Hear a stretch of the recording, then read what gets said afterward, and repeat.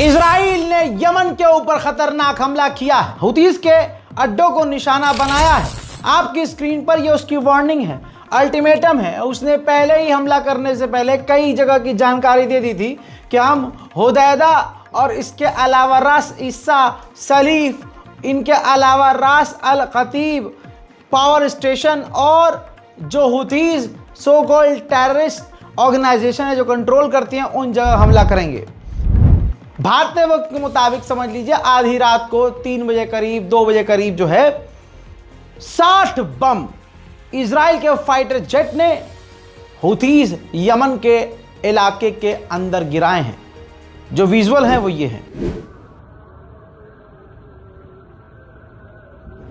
आपको याद होगा सन 2023 में इजराइल का एक गैलेक्सी लीडर नाम का समुद्री बड़ा सा जहाज हुतीज ने जब्त कर लिया था। उसके ऊपर रडार लगाया था और वो टूरिस्ट प्लेस बन गया था। इजराइल ने उस गैलेक्सी लीडर के ऊपर जो रडार था उस पर भी हमला किया है।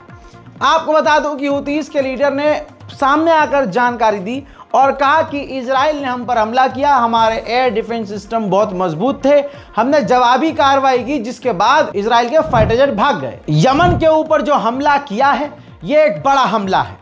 इजराइल ने इस ऑपरेशन का नाम ब्लैक फ्लैग रखा है और कहा है कि यमन के ऊपर भी वही कानून अप्लाई होगा जो तेहरान के ऊपर, यानी हम जब मर्जी जहां मर्जी जैसे मर्जी हमला करेंगे। और यह भी कहा है कि हम यमन के ऊपर आगे और बड़े हमले करेंगे। विजुअल्स जो आए हैं फिलहाल अभी यही हैं और एक तरह से यमन पर हमला करके और बड़ा ऐलान करके इजराइल ने ऐलान कर दिया है यमन से ऐलान जंग का। अब देखना यह है कि दुनिया और कितने देशों को बर्बाद होता हुआ देखेगी इजराइल के हाथों। यह आग इजराइल की लगाई हुई जब तक दूसरे देशों तक नहीं पहुंचेगी। नजर आ रहा है कि दुनिया चुपचाप बस देखती रहेगी। फिलहाल की सुबह सुबह ब्रेकिंग न्यूज में इतना ही। रिपोर्ट को शेयर कीजिए, चैनल को सब्सक्राइब कीजिए और इंतजार कीजिए हमारे अगले अपडेट का। तब तक के लिए जय हिंद।